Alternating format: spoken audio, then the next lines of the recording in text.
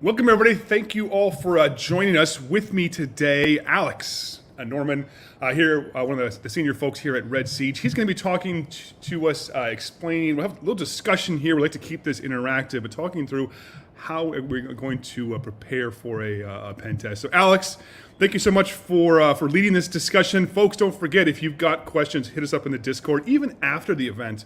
If you haven't caught this live, hit us up in Discord, redsiege.com/Discord. More than happy to chat and hang out with you there. But with that, I'm going to turn it over to Alex to kick things off here. We should get the slides up momentarily.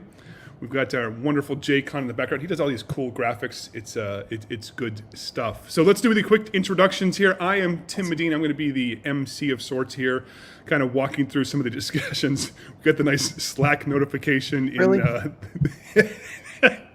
Why am I getting those?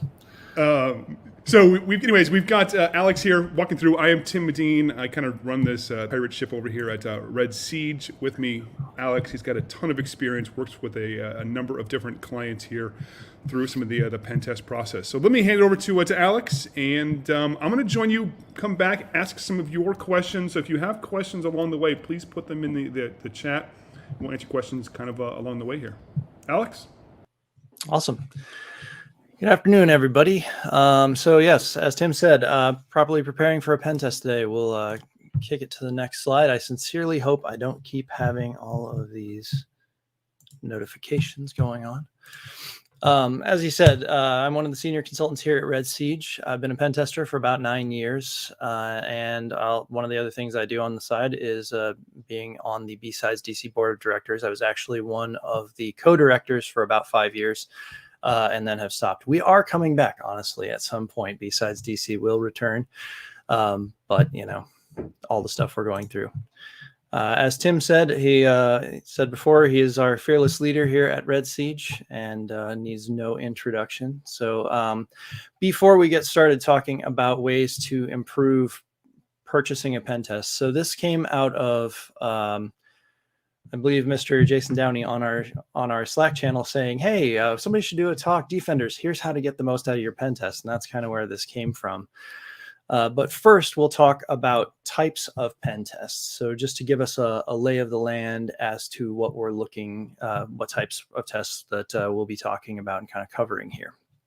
But this came out of a talk that I gave at GrimCon a little while back, and then also a little bit from Tim's 3-part presentation on the pen test process as well.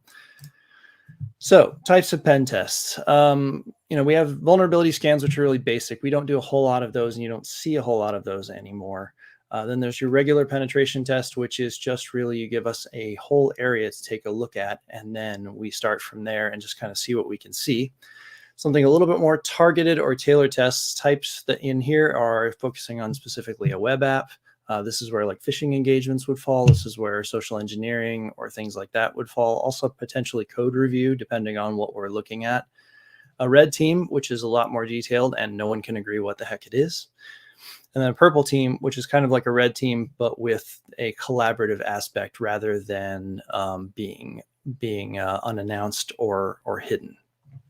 So that's kind of my general layout for what I'm looking at when I'm thinking about this type of process.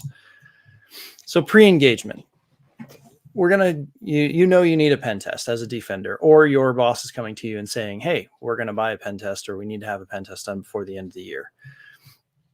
What do we do in this part of the process? This is where the rubber hits the road initially. And we're starting to come up with ideas and define what it is that we're going to buy. So things to consider here. It's like, why are you hiring a pen testing firm? What is the reason? Do you have a compliance reason? You're a PCI shop and you have to have your annual test. You're related to government or in government, and you have to have this is a part of your 3-year reauthorization. Is it something that you just want to know further information? Did one of your executives read something and say, hey, I hear pen tests or red teams are a thing, and we need to have one? Or do you have a specific threat? Is there a concern that you've had? Have you had an incident already and you're wanting to respond to that or improve based on that? answering those questions are going to help you specifically specify what you're buying in the end and what you do with the results that come out of the test. And we'll talk about that a little bit later. But, keep in mind some ideas here. Do you want to scare your executives into action? I have definitely been the instrument of scaring the C-level before and really, forcing them to make a decision or forcing them to understand that maybe the threat is more than they consider it to be. Are you trying to test your defenses? I liken this to some sort of sparring. We as the bad guys can serve as a sparring partner, as a way to see if your defenses are really doing what you think they're doing, or if there could be some tuning or some improvements there. You could use this as an opportunity to learn what you need to know. Potentially you're at a organization that's a little bit less mature on the defensive side, and you're trying to determine what information you want to start tracking, or maybe are you focusing on defense? Are you focusing on firewalls or things like that? Or are you focusing on improving detection or things like that? Or are you checking a box? I mean, honestly, that is a valid reason for having pen tests. This is something that you're required to do for whatever reason. But all of these have different ways of getting what you need out of us, the tester, and different things that might be important in the output. And we'll talk about that as we keep going. Okay, so how will you respond to the output? Every report is going to recommend fixes. Pretty much every pen test report I've ever had has some sort of recommendation afterwards. But as a part of that, what kind of fixes are you wanting to know about? This is something to consider at the beginning of testing. Are you looking for specific information? Are you looking for generation of indicators of compromise or information that should show up either in logs or in any type of response product or antivirus or protection logs? Or are you looking for just general advice, just an overall picture of your environment and how secure it is? We generate a lot of traffic when we're doing testing. We can generate it in a lot of different ways. There's scanning traffic, which is just generally noisy and kind of overall. So what you might want to be tuning there is tuning down to filter out some of the noise and get down to a subset of traffic that's very specific and is actionable for you, versus just getting all of the traffic. 100,000 alerts are very hard to process through and parse through versus 100 alerts or something like that. Ask your testers if they have tips on searching for this. If we have specific indicators of compromise or specific flags or information that we will leave on a system. For example, attacking against SMB in various ways can leave different traces on the system as to what was done. And like I said, how will you identify the areas to improve your detection or your response? So is it filtering down to get a better alert picture? Is it generating more alerts than you currently have because maybe you're not picking up on something that an attacker might be doing? And then consider setting easy flags for post-analysis. This specifically here, what I'm thinking of is like, if you're giving us an account to the system, name it something really obvious and easy to search, not user one or something like that. Name it, like, for us specifically, Red Siege. You can search for that in your logs at a later date, and it's easier then to find it. So set those type of things to give yourself an easy button for post analysis. Now there's a part of this that's analysis while the test is happening, but also there's a part that's for that post if you want to go back and see if there's something you missed in addition to what you saw during the test. And then another thing that I always like to point out that I feel like gets missed a lot is, how are you planning for the extra work that comes from this? You're going to get recommendations. You're going to get a report. Somebody's going to need to go through that report, review it, consider what the testers are saying, and verify that what they're saying is accurate. But then also, to respond to that, you may have patches to make on systems. You may have code to change on websites. You may have configurations to update. Are you taking into account that in addition to your day job of keeping your business running, you're going to have additional work? And, is that being planned for and kind of written into a notional idea of how much you're going to be spending that time afterwards? Okay. And then the last thing is kind of in that preparation. So what'll happen in before testing, you'll get usually a kickoff meeting or a couple of different meetings to discuss what testing is going to entail. Now in that, the test team will ask you several questions about your environment, and frequently our questions are very kind of to the point. We need to know the scope. That's IP addresses, URLs, things like that. We want to know any important systems. We want to know data. We want to know information about the layout of your network or of the application that we're testing. This is your opportunity to teach us about your network. The more we understand and the more we know about your network, the better we can, one, give you a comprehensive test, and two, avoid damaging anything unnecessarily or accidentally. As I like to say, pen testing, we try to do the best we can to not damage anything, but it's not 100% guarantee. So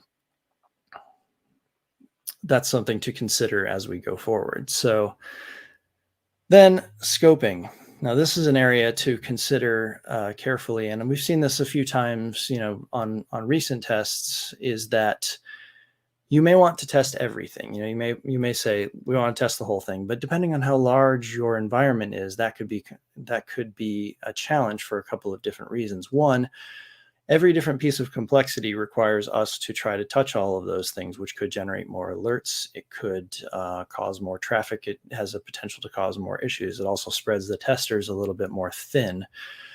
But if we're testing everything, that's more to coordinate as well. If you have a lot of different owners of systems or different owners of areas of your network, all of those people potentially have an input into this. So you may want to consider either selecting a subset or being more careful about what you select in order to focus the test in a little bit more and not give yourself so much to do, depending on the size of your network. It's really a balancing act as to consider kind of what is valuable versus what is a challenge. And then gather important informations. I call this considering your oh no moment. Anything in your network or in your environment that if it happened, try to put on your disaster, your disaster mindset and say, if this happened, we would be done. If our entire customer database got leaked, that would be catastrophic for us. If we were down for a day, there's definitely places that have more concern on downtime than data loss per se. If the data is public, it could be the downtime is more of a concern. Now let's see. And I see a question in here. Given the assumed breach, is there best place for testing to begin from? We've used remote VPN, assumed remote worker breach, Dropbox and an Office VLAN, and Dropbox and a Bastion network with greater access. Are there angles to consider? On assumed breaches, absolutely. There's a lot of different places that you could consider.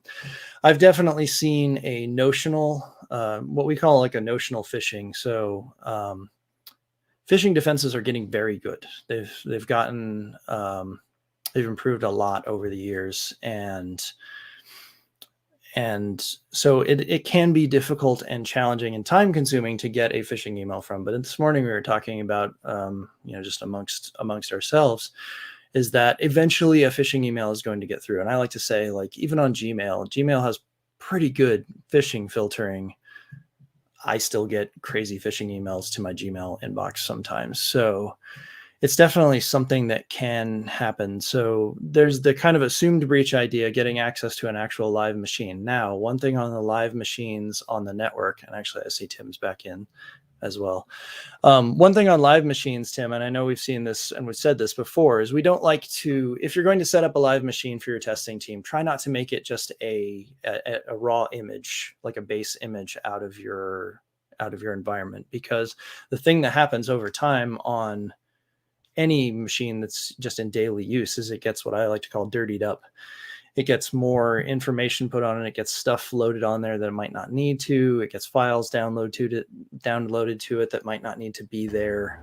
Things like that could introduce vulnerabilities that you haven't thought of.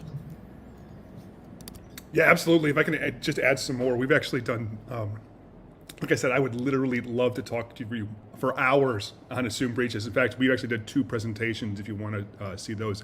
redsiege.com/AB1 and then /AB2. So there's 2 of those. To Alex's point there, and then to further answer the question, what we want for an assumed breach type test is the most realistic scenario, right? And a gold image, a brand new laptop, a brand new account. We've all had a new job, and you can't do your job for the first few weeks because you don't have the right software, you don't have the right type of access. So if you give us that as a tester, it's not a real world scenario.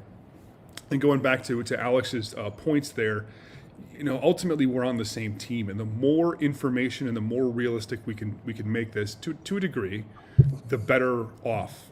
And the more upfront, I love the one of the points Alex made earlier, the more information, the better decisions you can make upfront about what you want out of the test, the better test you're going to get. And communicate those too. Don't try to last minute surprise.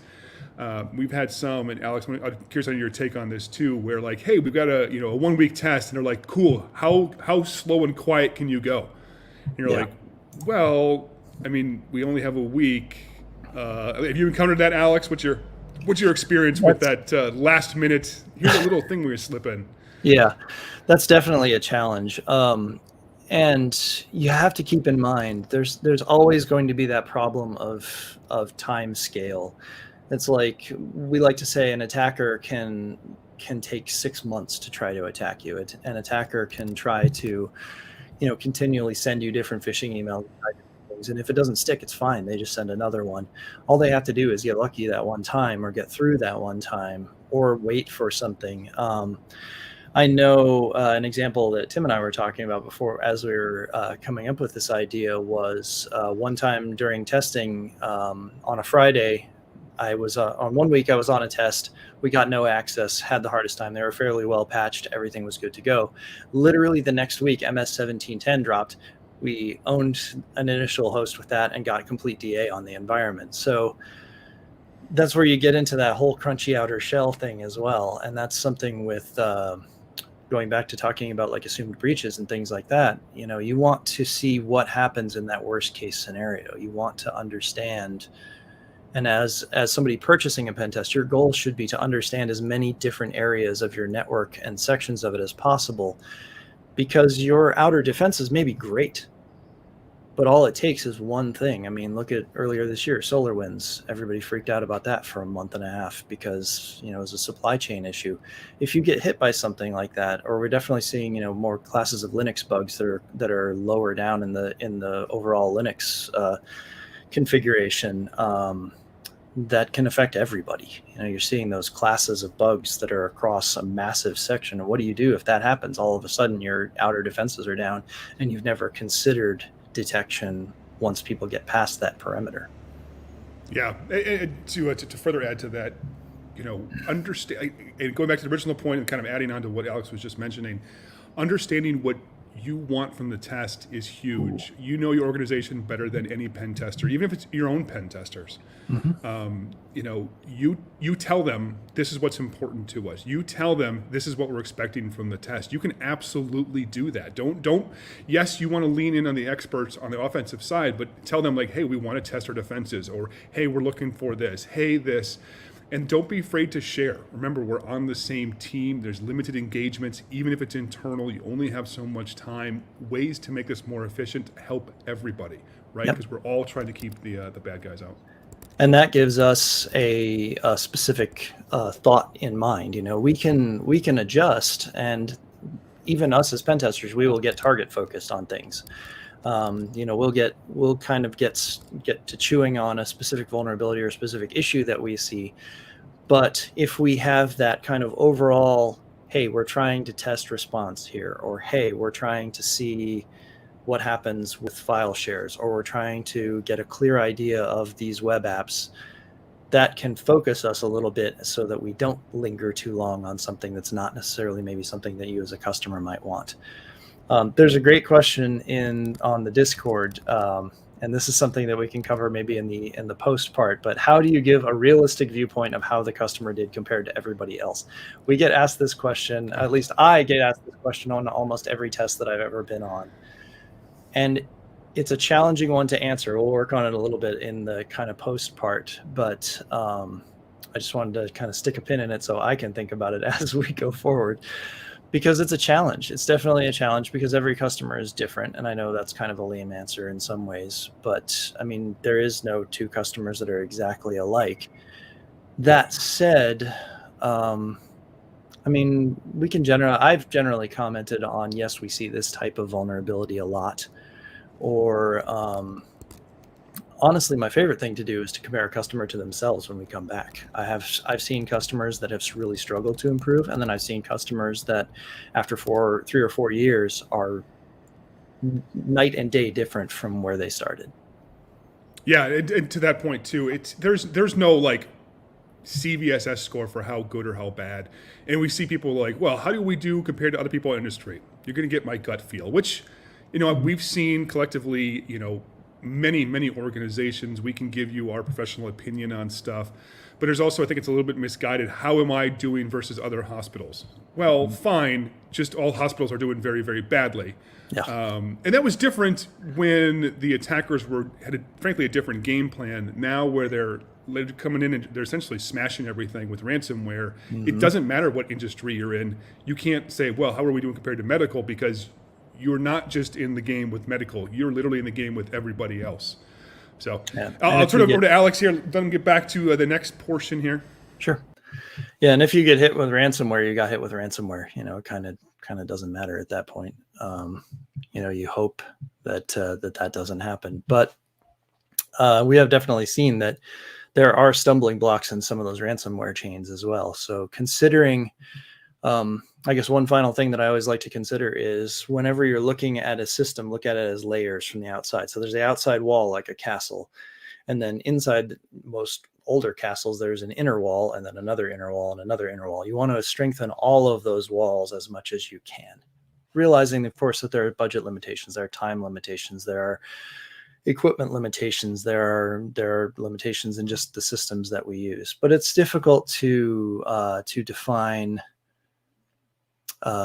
what is better for different businesses, because it might be, having a file share open is catastrophic.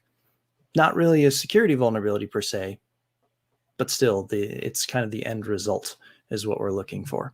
Okay, so we're moving into game on during the testing. So we've gone through, we've gotten a good scope. We've had good discussions about what you're looking for specifically. You're looking for that information from us, and we have a focus now. So we understand what type of information that we're trying to generate and what we're trying to focus on. So now the testers are coming on site, or in our case, we're starting to test against your systems. So we know you have a lot to do. We know that keeping track of the testers is not your day job. You have to maintain your systems. You have to update things. You're creating new, rolling out new capabilities and new endpoints. But as silly as it sounds, be around. Have somebody who is there to be responsive and who's keeping an eye on the testers for a couple of different reasons. One, just to make sure if something starts going wonky, you can ask the testers. Notice I said ask the testers. We will be glad to answer any questions from you. You say, hey, I'm seeing some weird activity on this system. Is this you? We can deconflict that and let you know. We can either say, yes, absolutely, we're running a scan. That's most likely this. And then we can negotiate with you to either, hey, we're going to pause that scan and come back to it a little bit later, or maybe we're going to stop scanning that right now because it's causing some sort of issue. We're going to retool, and we can kind of work that out with you. And then on the other side, you can be around for the tester, saying that if the tester is looking at something and saying, hey, what does this host do? A lot of times when I've been on the test, again, you understand what machine names are better than we do. And there are times that we'll say, this looks critical to me, or this looks like something of concern, but I'm not sure. This could be something old, out of date. There are times we'll see things that have old dates on them. will want to just deconflict that with you and understand, because if it's something that is old, it's old information, there's no passwords on there, it's a system that just hasn't been decommissioned yet, we'll check those credentials or any type of valuable information that we have on there. We'll trust but verify that information is still old and not valid and doesn't get us further access to systems or information. But we'll spend less time on it, and that gets more value for you in the end, is for us to not spend 6 hours on something that we only need to spend maybe an hour verifying, and we can move on to more valid things. Okay, then the next thing, are we playing defense? Now, if we're playing defense, we really need to understand the rules before we start. We don't want to get into a game of Calvin ball where we're changing the rules as we go. There are a couple of different ways I've seen this done. I've seen, all defense is open. So that gets a little chaotic because it can be, if you don't have a set playbook for incident response. I've definitely been in places where it's like, if we see a machine that's communicating in a way that we don't want to, or if we see accounts that are communicating to hosts that they shouldn't be, those accounts are first quarantined for 15 minutes, and then they're reviewed by a human reviewer who then makes a decision, and then those accounts are disabled. I've seen those like step by step, 1, 2, 3 type things. But I've also seen places where it's like, oh, well, we take a look at it and then we take action. And this is where I've seen things go horribly wrong, because if there isn't a standard process, now you're putting some stress into it, because people frequently know the testers are around and they want to lock the tester out. But I've seen people lock out accounts or push configs to network devices mid-test and torpedo part of their network. So getting into defense, I guess play the defense you know how to play. If you don't have a well-defined process for playing defense, then maybe consider what could go wrong when playing defense kind of off the cuff. But then if we are playing defense, that's fine. That's something that absolutely happens. What we want to do is we want to have a communication process that's established. Who is playing defense? When the tester notes that they're blocked, we frequently note that down. We put that in our report as well. So a thing to understand is that, we're not just reporting the bad things. We're also saying, hey, we noticed that, a lot of your systems are very buttoned down, or we noticed that response is very good from the IR perspective, or we noticed that your staff is very good at reporting things. All of those pieces of information are good for us to know, because we understand then what's going on. We can see from our side what's happening on systems and what information we're getting from feedback, but we don't know necessarily behind the scenes why those systems are doing that. Are they doing that because that's how they're configured? Or are they doing that because things are changing, because people are seeing our activity? That is excellent feedback to give us. Let's see, could you share some context? Auto quarantine. Potentially on sharing some of the context. It gets a little bit sketchy, because some of those were at past engagements of mine. And then know your response for any surprises. Again, pen testing is a contact sport a lot of times. So there can be things that can go sideways. What happens if something goes sideways? Who's the person who's running that? And I would definitely say, assign somebody who's running things from the front. I see Tim jumped in. Tim, did you have something to add? Oh, can't hear you. Crap, I muted. Yep. So absolutely great points. This isn't just a fire and forget. It's like going to your doctor. It's like, hey, I went to the doctor. Cool. Did you do anything with it? No. But I went there. Awesome. Great, right? This is a team sport. Ask the questions of the testers along the way. More than happy to answer that. We love what we do. We love to share that. Another question we saw from the Discord from Wirefall. Sure. Hey, how you doing, buddy? I haven't seen you in ages, man. Missed you.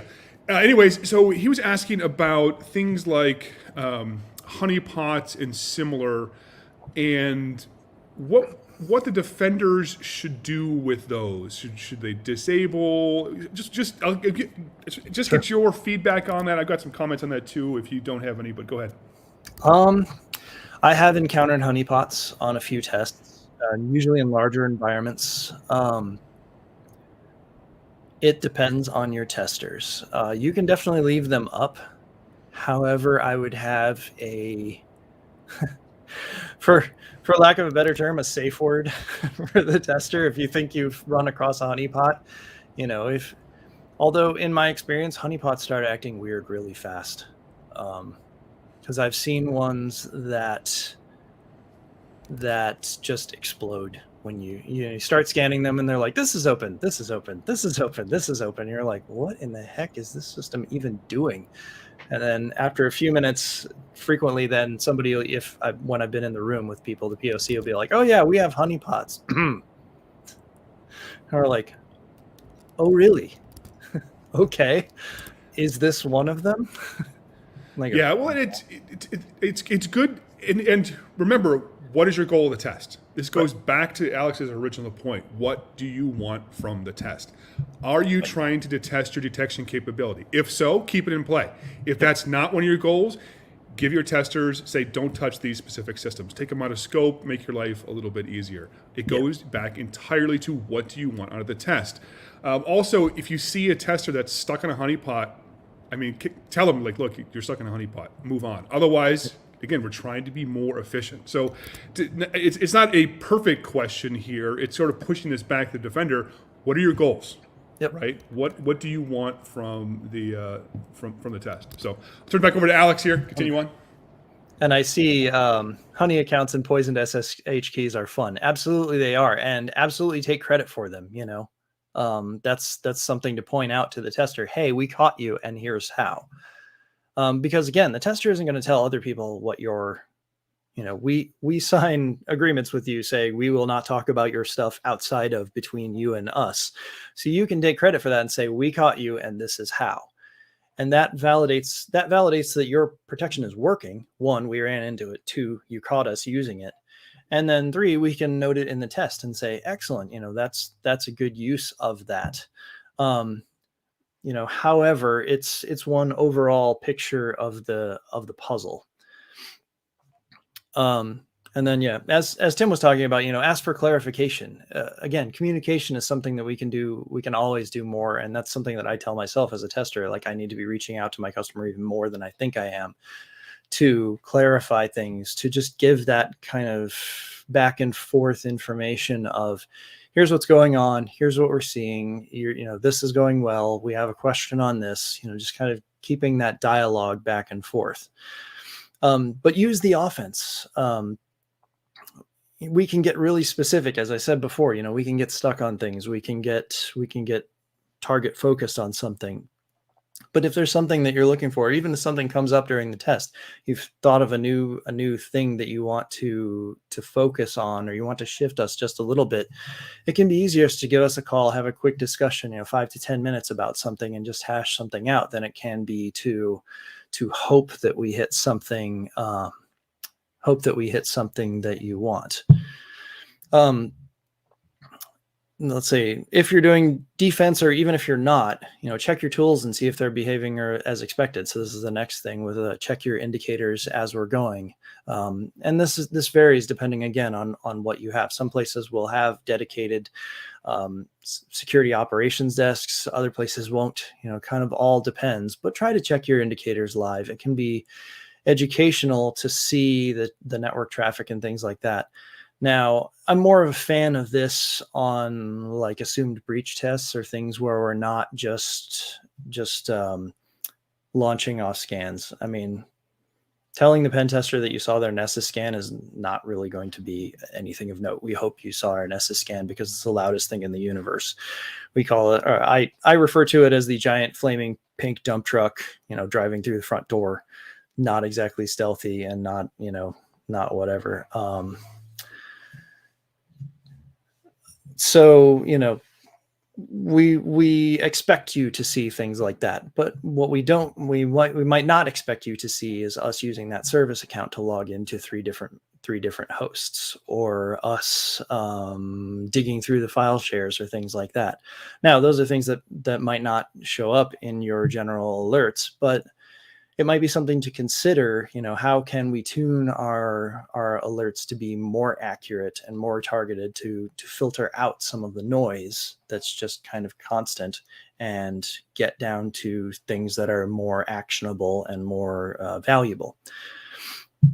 So, if your tools are behaving as they've expected, great, but you expect them to behave that way. Can they behave better? I guess. There should be some malicious traffic going around. Now, this is also, again, where you want to forge that partnership with your pen testers, because I've definitely been in adversarial situations where the pen testers will purposely not generate traffic for a little bit just to throw off, because we know somebody's looking at their tools right now. Like, we watched them walk back to their office and they're sitting there watching us like a hawk. At that point, we're going to be running, and this kind of goes into like commands that will remain undetected by IDS. We'll run things that are expected network traffic, just regular, network queries, NetView type stuff, or things like that we don't necessarily expect to get caught. We're not going to run Nmap. We're not going to run Nessus. We're absolutely not going to run any sort of odd PowerShell commands or things like that. But we're going to try to stick into what's resident on the box, the whole living off the land idea. Now, considering nuances to your current process, do you see just the malicious traffic, or is there a ton of noise? Is it 90% noise and 10% good stuff? Is it 50-50? And how might you consider moving things to better alerts? Are there new alerts that might need to be created? Is there new traffic or new areas of your network that you might want to watch more closely? Okay. Again, on your side, keep that end information in mind. What are you looking for? What are you trying to get out of this? And then this kind of goes back to the beginning of this section. Avoid the blame game. Deconflict with your testers, but don't assume that every single thing is a tester. I can't count how many times the people have been like, this system went down, and I'm like, well, I wasn't sending any traffic to that system in any way, shape, or form. And they said, well, it must have been you. And then an hour or two later, they went, oh, no, somebody pushed a config to it, or it just crashed on its own. We don't know why. But we can absolutely help you with that. And we don't want to play games of trying to hide. I'm not a fan during the test, especially during like a 4 or 5 day test, of trying to hide the vulnerability, or, I'm not going to lie to you. If you come to me and say, are you hacking this system? I'm going to say yes, if I am. And if I say no, that means I'm not. But yeah, you should be able to ask your testers, is this you? And if you found them, let them know. We like to learn what we're getting caught from. This helps improve us also. We enjoy, improving our skills over time. That improves our skills next time we come back and test. That also improves our skills for any other testing that we do. It's a virtuous feedback loop. Sometimes we'll lean into those challenges as well. We'll try to tune our traffic or change our techniques so that we're a little bit quieter, and maybe give you an additional challenge. Or, sometimes I've definitely had tests where we started off a little bit quieter, or we've started off at a 5 of 10, let's say. And we have slowly turned up the noise level until they say, okay, we see you. And we go, all right, that's where the noise floor is. Let's move up and down from there and see if we can get your detections a little bit better. And then, be careful making changes during the test. When I first started testing, what we would say is no changes during the test, because we always call a pen test a snapshot in time, right? We're not going to catch, again, back to the 1710 example, if a new vulnerability rolls out on Monday that we didn't know about, nobody else knew about, then, well, that's not going to be included in our test. But it's just a challenge to update things during a test outside of your standard process. And it's also a challenge for us to adjust and give you a good output when things are changing without being communicated. Okay, so let's bring Tim back in again really quick before we move on to our next segment. Do you have further things on during the test, Tim? I know we've talked about a bunch of them, and we could both, I'm sure Tim and I could both talk forever to anyone at a con about all of this. Yeah, I've had that happen multiple times. Of course, you've got to do your job as part of IT, right? You got to Right. roll out the patches, you got to roll out the updates. But I've seen plenty where they're like, "Hey, let's fix this thing," and they break the entire network. And they're like, "Hey, why didn't you test anything?" I'm like, well, I mean, Well, and I should say, down. anything critical, like you have MSO 8067 open to the internet, we're going to tell you, and then we're going to back away. We're going to be like, you should fix this, and we're going to stop. We verified that it's accurate, and here you go. So yeah, I should say anything critical. Oh yeah, absolutely. Yeah, I mean, if we got the easy button for the way in, or find bad guys already in, it's like that has to be escalated. But I'm talking about like I've encountered tests before where, hey, we're updating or deploying some new network device, and like the entire network is down for days. Like, okay, I mean, I cool, but now you've lost some of your testing window. The network topology has changed in the middle. We don't know where things now landed. Do we go back? What are you missing? So again, it's a multiplayer sport. We're here to help, but if you're kind of shuffling the deck in the middle of the game, like you lose some of that benefit, right? Because we're all here in this together. We're trying to make the defenses better to keep the real bad guys out, and we want to work together as absolutely as much as we can. I don't think we had any questions. We got most of the stuff in the Discord channel. There's a good discussion of a lot of chatting though. Yeah. What's that? SSH shenanigans. Oh yeah, yeah. There was There was a really good talk a few years ago by Rob Fuller, Mubix, that it was like attacker ghost stories, and it was just basically, here's all the ways I've been caught. And honestly, I love those. I love, sneaky sysadmin tricks where it's like, oh, that's dirty. I like it. Oh, we've got a few folks. I don't want to mention their names without their permission because disclosure and all that stuff. But they got a couple of times you're like, oh my god, that's just mean. That's just. I mean, good for you, right? Because if you catch us, that's a good thing. Because ideally, you're going to catch the bad guys too. But some of them are like, where you're just like, I pity the fool that takes a step into your network. It's good stuff.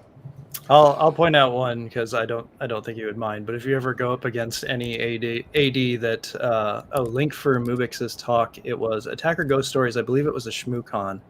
I can definitely look it up and post it in the Discord a little bit later. But if you've ever gone up against a Active Directory that Sean Metcalf has ever laid his hands anywhere near, you're doomed. Well, that's fair. It's a bad day. As I like to say, the hardest network in the world is a network where there is one admin and they have an iron fist of control and they know every part of their network. They only have like 200 endpoints. You're doomed. Yeah, those 2 to 3, 400, those are the toughest or the worst. Yeah. But those can be the toughest because that one person can literally know everything. Once you get bigger than that, you have breakdown, you get compartmentalization, you've got much more legacy. Yeah, absolutely. All right, let me turn it back over to you for the next segment. All right, now we're getting into the post. So we've gone through our initial scoping, coming up with our idea. Again, we're still keeping that end in mind. What are we trying to do? This is where we deliver what you're hoping from us. And we really hope that when we deliver our report, our outbrief, our face-to-face feedback, that you are getting what we're you're getting what you hoped for, what that target information was. So yes, that is the talk, JCon. It is up in the Discord. Excellent. JCon is the speediest. All right, so post-testing, this is where you get what you paid for. As we like to say, we test for fun, we report for our pay. So we all know about what the report is, and we've discussed tailoring in purchasing and in the during of the tests as to how we get what's in there. But a formal outbrief can be useful. So I have definitely had outbriefs where it's been more of a discussion, more of a back and forth type thing. And then I've had outbriefs where we said, all right, here's what we found. Here's how we found it. Here was step 1, step 2, step 3, step 4, step 5. We got done with a 20-minute brief and it was dead silence in the room, just stunned. And in some ways, as an attacker, that can feel a little bit good. You can be like, yes, we showed you. But then on the other hand, I don't want to, when I report out findings, I don't want to crush the will or whatever out of my customer. I want my customer to be like, all right, we have some things to fix, and this is where we start, and this is how we do it. Versus there's too much to do, and we're just going to put this report in a drawer and it's done. That wasn't a whole lot of fun. And to testers, that's one thing I would say as well. You have to keep in mind that your people are trying their best under whatever circumstances they have, or assume that people are trying their best under what circumstances they have, and then try to give them either easy ways or more complex ways to fix what's going on. But that outbrief can be really useful in a lot of ways. I've definitely had outbriefs where it was a whole room full of people in uniforms, very high ranked people in uniforms that were, useful to. It's nice to see those people coming in the room. And if you're a head of InfoSec or a system administrator, and you can get those people in the room to hear from the tester, you can let us say the things that you either can't or haven't been able to get across for some reason. For whatever reason, the third party coming in and saying that your baby is ugly is more acceptable than you saying it. And we'd be glad to do that type of work for you. That's kind of part of our role, is to come in and deliver that news in a way that hopefully it gets listened to a little bit more. And that's a discussion I have absolutely had with sysadmins. They're like, hey, we're really trying to get this point across about our password policy, or we're really trying to get this point across about patching. And so we have made a point to emphasize that. Then the face-to-face feedback, this is a little bit different than the outbrief. So the outbrief is more of your dog and pony show, but the face-to-face feedback, or what I've heard it called in the past, is like a tech-to-tech meeting.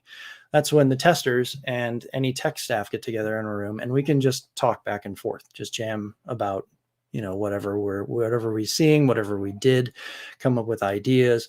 And then it kind of becomes like a mini purple half hour. That can be a great time to get stuff across. And actually frequently, I've done the tech jam session before the outbrief. Then we go into the outbrief and tell the C-level, here's what you need to do. And then they turn to their tech people and say, does this make sense to you? And the tech people are like, yep, we already talked about this. It's not a surprise to them. We're not blindsiding anybody, and they already have kind of a little bit of an idea. And that's where you can get into that. How are we going to respond to all of the things that we just got? Again, that's like a little pre-response, gives you a little on-ramp to it, which can be nice. For the after reporting, further information in the next round. So, you can always reach out after the report. We frequently will reach out to people and they'll either be like, nope, no questions at all. Or, we have a few questions about this, or we disagree with a couple of things, which is always fine. And then, discussing about if you're going to do like an iterative process, again, depending on where you're at in kind of the maturity level or the overall, you can, tee up that next test or tee up the next engagement that you want to do. Or you can consider, if you're moving between tests, although, there can be advantages and disadvantages to moving between different firms. The continuity of information can be useful. We definitely take a look at our past reports and retest things as we're testing for new stuff. But, we will frequently give you an idea of how any retesting is to be done, or we'll try to help you out with at least kicking off your fixing process, knowing that, fixes have a very, there's business processes that figure into how things are fixed. There's budgeting and things like that. One thing I would say about any fixes to be done, beware the dreaded 2-part fix. The one I can remember from back in the day was people would shut off GPP passwords, but that file was still there. So you could still look up the file. And if those passwords were still valid, you could still use them to attack people, which was great fun back in the day. I wish it was still that way. Well, actually I don't. But keep coming back to clarify. If there's still something that seems a little weird, feel free to keep that dialogue going. And then one other thing, what if you're good? So you got a pretty clean report, right? not a whole lot of stuff. Maybe there's some certificate issues, some TLS things, some minor stuff to fix. That gets kind of back to the question we had at the beginning, oh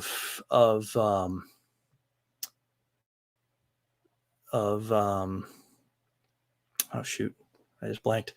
But if you're good on the report, that doesn't mean that you're good forever. Keep in mind, tests again are a point in time. There's that whole example of Friday you're not vulnerable, Monday you are.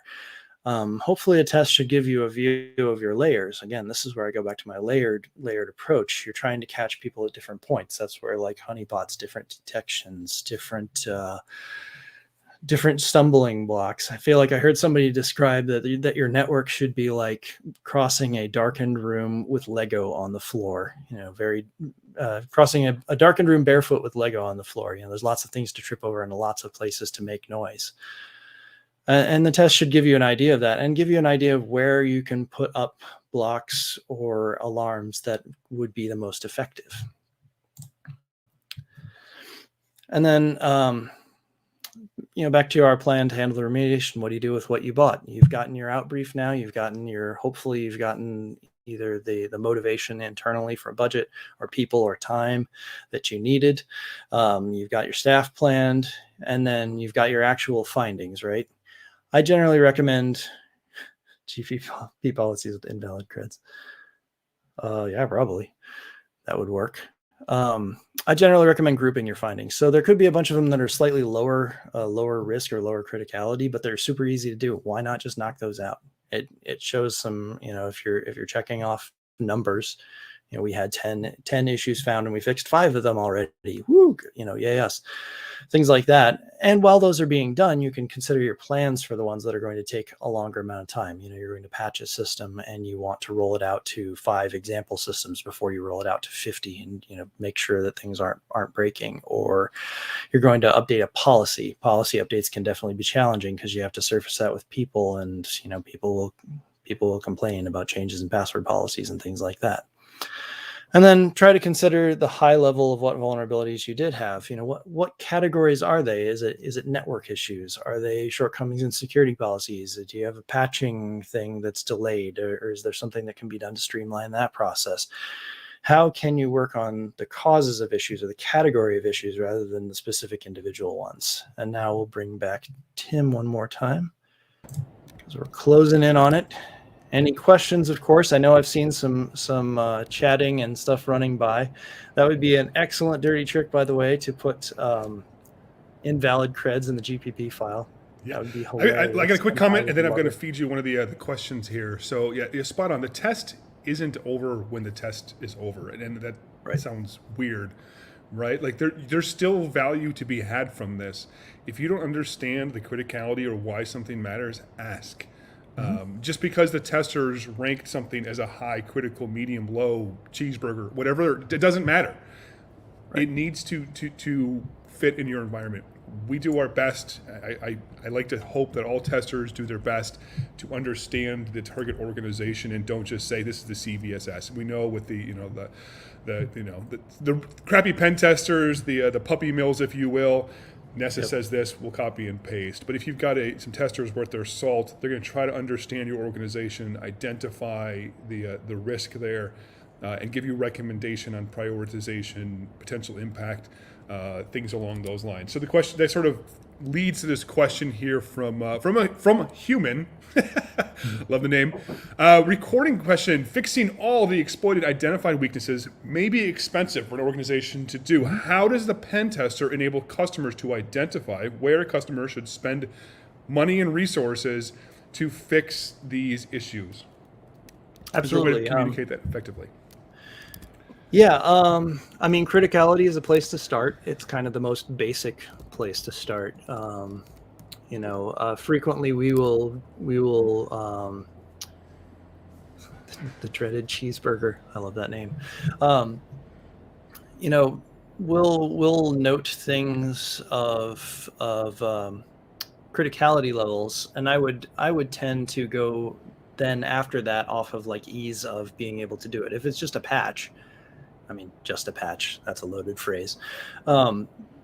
But But if it's patching something that you're relatively confident isn't going to cause you any issues, modern OS patches are usually pretty stable. They don't cause any weird, wonky issues. That's a way to do it. Things that are quicker to fix are definitely easier to fix first. And then the other thing is, like, a pen tester doesn't necessarily, our advice is not prescriptive. It's not, you have to do this. Thou shalt fix everything we tell you or else. It's, here's what we think you should fix. So not fixing it is always an option. I mean, if it's not possible. I had a customer come to me one time that had literally 08067 on a machine, and this was probably in about 2012, or no, that's probably more like 2014, 2015. And they're like, we can't patch that machine because the company that made the software that is running on it no longer exists, and it's closed source.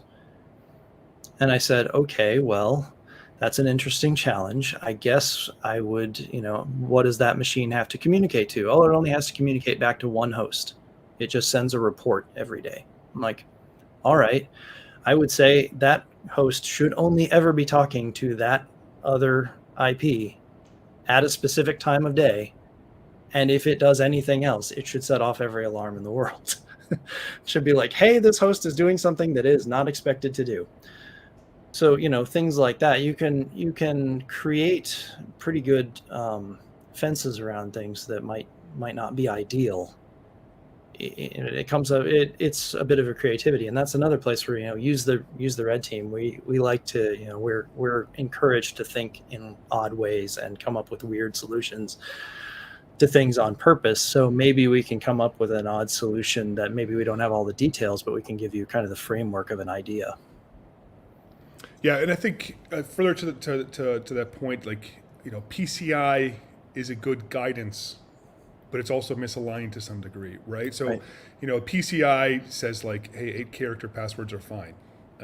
No, Yeah, not that's anymore. going to be a significant finding, right? Or is it 7? I forget how low. It's ridiculously low, whatever Something it is. like that. And then like the TLS findings are really high. Cool. Unless you're running up against GCHQ, NSA, or the FSB, no one's cracking that stuff. We're prioritizing them sort of wrong to some degree because of some of the guidance. Again, I think this guidance has helped us get us better. It has moved people forward to some degree. There are still plenty of places to go, but look at the potential impact and the likelihood, right? If there's exploit code available, that has to bubble up on your list. If it's not available, if you're not a nation state and you're defending against a nation state, you can probably slide that one down a little bit. Now, if the exploit code, of course, becomes available, completely changes the game. You have to be sort of prepared for that in your back pocket.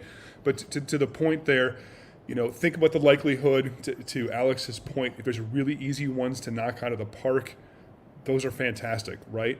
I was a former author of the SANS 460 course, the vulnerability management course, and we talked through some of that. Hey, what are the highest risk ratings?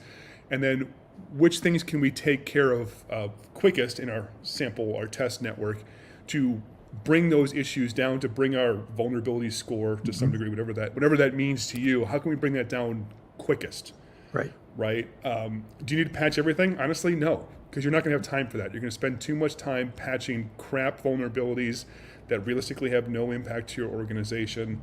And you're going to, frankly, waste time on that, and you might miss other ones. You might just spend too much money and energy on that. So, it's a simple answer, but definitely not. I don't know if that answers questions. There's always a balance between compensating controls and completely fixing an issue. I mean, there can be a combination of both.